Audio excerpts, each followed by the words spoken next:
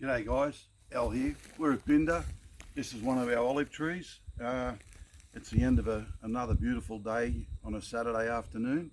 The sun's just about to go down. It's about 6:30, 7 o'clock. And we're just going to have a walk around and have a look at the trees because we haven't done it this weekend so far.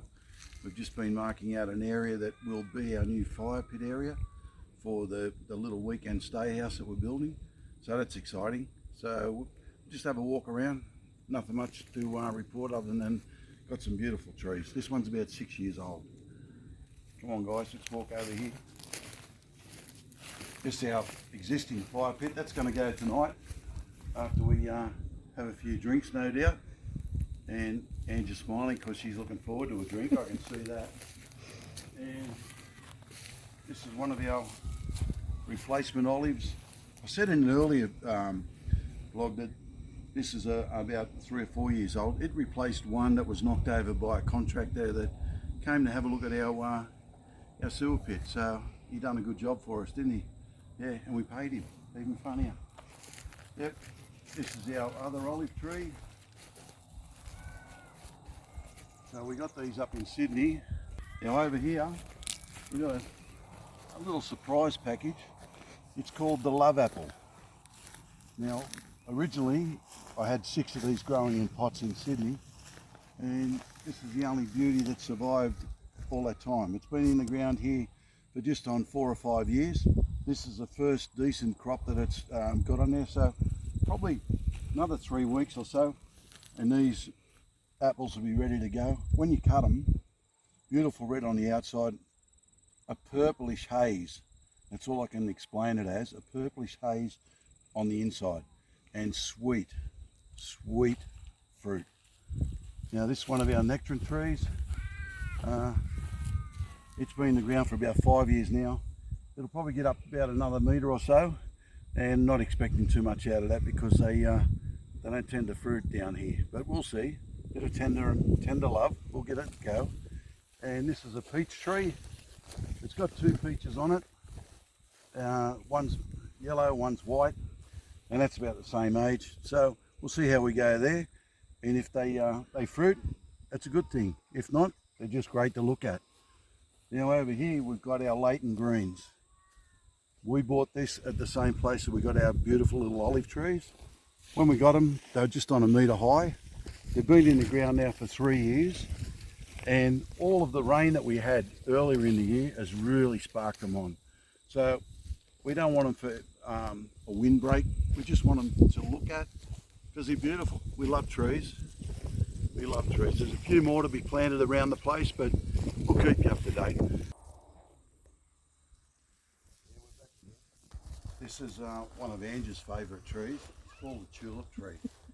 And I say it's one of her favourites, being sarcastic, because she really doesn't like it where it is. It hasn't grown much because the hair, and we'll probably show you a little snippet of the hair. We've got a little friend that comes around and takes all the sweet bits off there, so it doesn't grow. These Leighton greens, they've been in the ground for about 12 months, so about half that size, and they're doing just okay. Just okay. So we'll just persevere with them. If they don't do any good, well, like all things that aren't any good, we'll just take it out of the ground. I'm told they're called skyrocket, and let's hope they become skyrockets because they've been in the ground for nearly 2 years and haven't shown much. So it's just the weather. Maybe they'll do better in the winter time, and maybe they don't like so much rain that we had.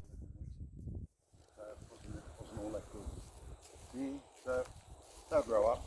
If they come good, that's all we want. That's all we want. We've got to have if you don't have the trees around the place, well, it doesn't attract the birds, doesn't attract the animals that you want. This is one of my first attempts of a garden. It goes way back, probably 12 years. So the lavender and the roses that are in there, they've been there 12 years. Haven't done much with it.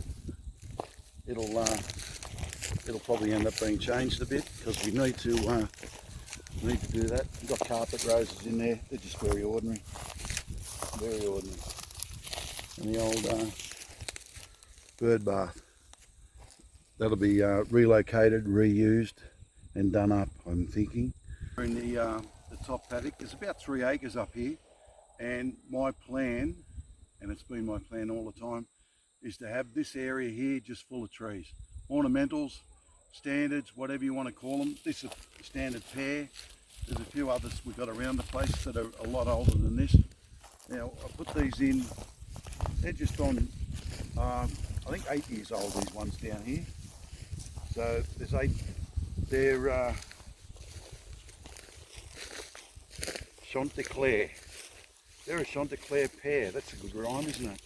So they're in that side. Got 4 of them in there. Got another 5 on the other side, and hopefully they'll get up and grow. But I want to fill it probably with about another 10 or 15 trees. We've got Japanese maple. This is chestnut. It's in flower. It's been in the ground for about 3 years. But also we've got, and I mentioned earlier, we've got a couple of oak trees, and they've been injected with the spore for the truffle. So we'll probably need to get ourselves a truffle dog, heaven forbid, or a pig. I think a pig would be better, because if he doesn't do any good on the truffles, he'll do well in my spit. So we're good, we're fine here. And last weekend was the Binda races.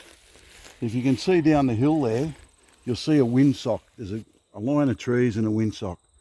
That's part of the air landing zone there for Funny Hill.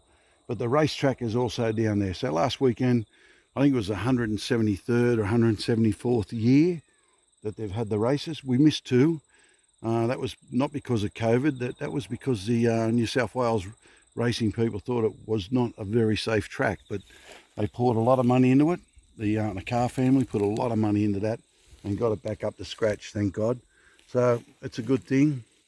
And once a year, generally on the St. Patrick's weekend, we'll have the races, but it was 1 week early this year. We missed it because we're doing some other stuff in Sydney, but that's fine. Now this is a whip. That's a pear tree that didn't quite make it, so he's out of there. And you'll hear how crunchy the ground is as we're walking. We haven't had rain for close on 2 weeks. Here we go. Yeah, little mate decided that, yeah, he's had a bit of a nibble on that. Yeah, that was a French oak. So, and he's left his calling card, see the learning pills? Left a couple of learning pills there.